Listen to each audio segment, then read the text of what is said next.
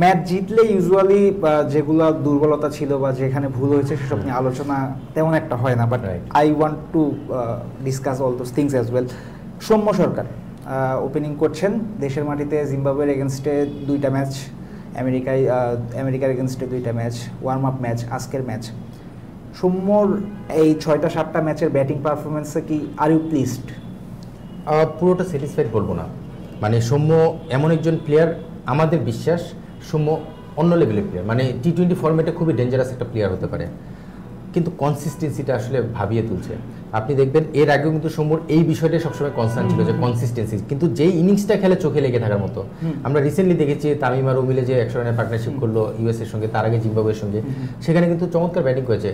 অনেকদিন পরে ইঞ্জুরি থেকে ফিরে এসে সৌম্য কিন্তু সময় নিয়েছে, বাট ওই ইনিংসটা কিন্তু ক্যারি করেছিল জিম্বাবুয়ের সঙ্গে যে ইনিংসটা খেলেছিল। সো এই ধরনের ইনিংস দেখার পরে কিন্তু সেই কনফিডেন্সটা পাওয়া যায়, তার শর্টসগুলো দেখলে সেই কনফিডেন্সটা পাওয়া যায়। কনসিস্টেন্সির ব্যাপারটা আসলে আমাদের একটু চিন্তায় ফেলে দেয় বারবারই। জাস্ট 2টা ইনিংস আগেই কিন্তু সে খুব চমৎকার একটা ব্যাটিং করেছে ইউএসের সঙ্গে লাস্ট ম্যাচটা, 2টা ম্যাচ পরপর ফেল করলো, আর ফেলগুলো এমন হচ্ছে মানে চোখে লাগছে, মানে 0 রান করে আউট হয়েছে, ফার্স্ট ওভারে আউট হয়ে যাচ্ছে, এটা চিন্তার বিষয়। বাট স্যাটিসফাইড হবো বলবো না, বাট ওর উপর ভরসা রাখার উচিত আসলে আমাদের। এখন এই মুহূর্তে যারা আছে তাদের উপর ভরসা রাখতে হবে। টিম কম্বিনেশনে যদি এই কম্বিনেশনে আমরা যদি যাই 1, 2, 3 এরকম 3 ওপেনারকে নিয়ে, তাহলে তো ভরসা রাখতেই হবে। আর যদি কোনো কারণে সেটা চেঞ্জের বিষয়ে আসে বা অন্য অপশন আমরা যেতে চাই, সেটা চিন্তা করার সুযোগ আছে। বাট সৌম্যর ব্যাপারে আসলে সবসময় সবাই এরকম একটা হোপ নিয়ে থাকে, কিন্তু ডেলিভারটা হয়তো কনসিস্টেন্সির জায়গা থেকে সেরকমভাবে করতে পারছে না। সৌম্য ইন্টারন্যাশনাল ক্রিকেট খেলছেন 9 বছর, তার ইন্টারন্যাশনাল টি-20 গড় 17-18, লাস্ট বিপিএলে 1টা 50, 3টা ডাক। তো সৌম্যকে নেয়ার ব্যাপারটা, সিলেকশন প্রসেসটা কি হোপ থেকেই, নাকি অন্য কোনো টিম ম্যানেজমেন্টের চাওয়া ছিল? অনেকের কথা এমন শোনা যায় যে কোচ তাকে চান, কোচ একটা ইম্প্যাক্ট প্লেয়ার চাইতেই পারে, তাকে নেয়ার প্রসেসটা বলা যায় কিনা? এখানে একটা বিষয় হচ্ছে সৌম্য কিন্তু পিপিএলে ব্যাট করেছে, ওপেন করেছে সম্ভবত 2টা ইনিংস, 5-এ খেলেছে, 4-5 এইসব পজিশনে ম্যাক্সিমাম ইনিংস ব্যাটিং করেছে। সেটা বিপিএলে তাদের ফ্র্যাঞ্চাইজি বা টিম ডিমান্ড ছিল ওইভাবে করে সাজানো। বাংলাদেশ টিমে যখন আমরা তাকে পিক করেছি, মানে আমাদের পয়েন্ট অফ ভিউ থেকে আমরা কিন্তু ওপেনার হিসেবে চিন্তা করেছি। মানে কিছু কিছু ম্যাচে, স্পেসিফিক ম্যাচে হয়তো ব্যাটিং অর্ডার ফ্লেক্সিবল হতে পারে, সে 5-6ও যেতে পারে, বাট বেসিক যে প্ল্যানটা তাকে আমরা ওপেনার ধরে টিম সাজিয়েছি। এখন তার জায়গায় ওপেনিং আমি যদি আরও পাশের 2-3টা নাম বসাই, যে নামগুলো বসাবো সেই নামগুলোর সঙ্গে কম্পেয়ার করবো আমরা তাকে, যে ইম্প্যাক্টটা কে রাখতে পারে, ইন্টেন্টটা কার ওই টি-20 জন্য বেটার। তো সেই জায়গা থেকে নামগুলো যখন পাশে বসানো হয়েছে, আমাদের কাছে মনে হয়েছে সৌম্য এখানে বেটার অপশন। নগদে 500 টাকা বা তার বেশি পেমেন্টে পেতে পারেন ঢাকায় জমিসহ 20 কোটি টাকার পুরস্কার। আমি নামগুলো এখন বলছি না, বাট কয়েকটা নাম তো আমরা বসিয়েছি।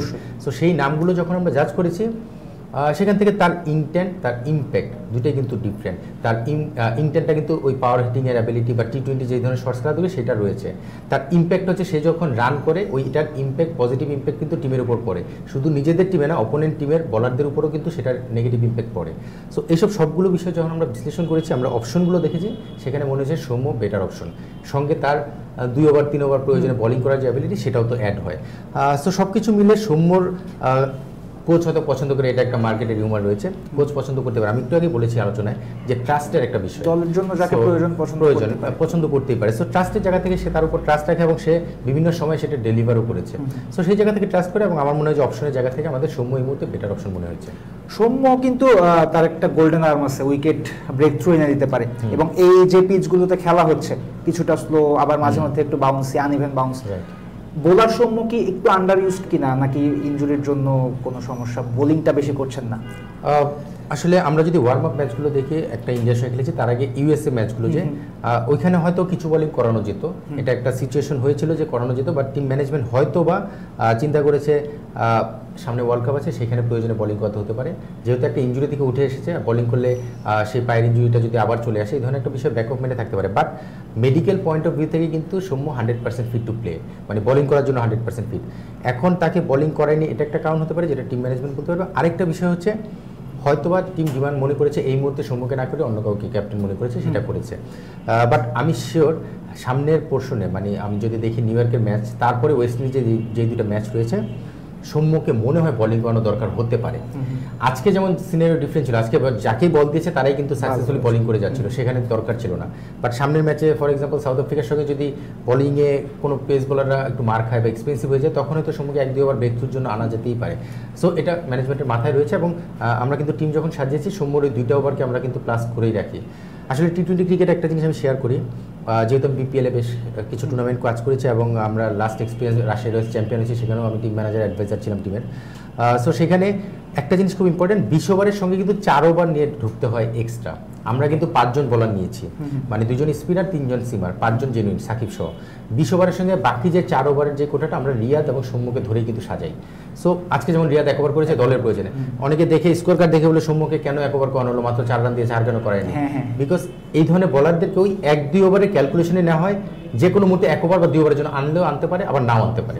সো বিষয়টা হচ্ছে যে সৌম্যকে আমরা সেভাবে চিন্তা করে টিমে ইনক্লুড করি যে 2 ওভার তার ওই 24 ওভারের মধ্যে 20-এর সঙ্গে যে 4, সেই 4 ওভারের 2 ওভার সৌম্যকে ধরেই টিম সাজানো হয়।